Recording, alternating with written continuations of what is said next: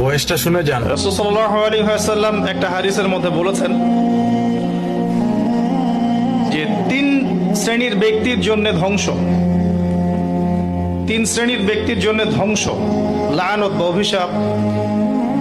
এক শ্রেণী হচ্ছে যারা নিজের বৃদ্ধ পিতামাতাকে পেয়েছে কিন্তু পিতামাতার খেদমত করে জান্নাত লাভ করতে পারে নাই, তাদের জন্য ধ্বংস। আর এদের সংখ্যা দিন দিন বাড়ছে, এই জেনারেশনের সংখ্যা দিন দিন বাড়ছে যারা পিতামাতার খেদমত করতে চায় না।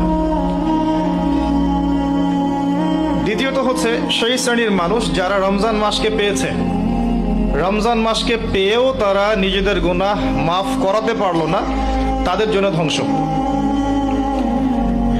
তৃতীয় শ্রেণী হচ্ছে তারা যাদের সামনে রাসূলুল্লাহ সাল্লাল্লাহু আলাইহি ওয়াসাল্লামের নাম উচ্চারিত হয়েছে কিন্তু রাসূলের নাম শুনে তারা দরুদ পাঠ করেন নাই।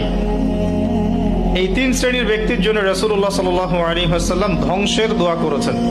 আমরা আল্লাহর কাছে দোয়া করি আল্লাহ পাক আমাদেরকে এই তিন শ্রেণীর অন্তর্ভুক্ত না করুন, আমিন। এবং আসন্ন রমজানে আমরা যেন রমজানকে কাজে লাগিয়ে আমাদের গুনাহগুলোকে মাফ করাতে পারি, আল্লাহ পাক সেই তৌফিক এনায়েত করুন, আমিন।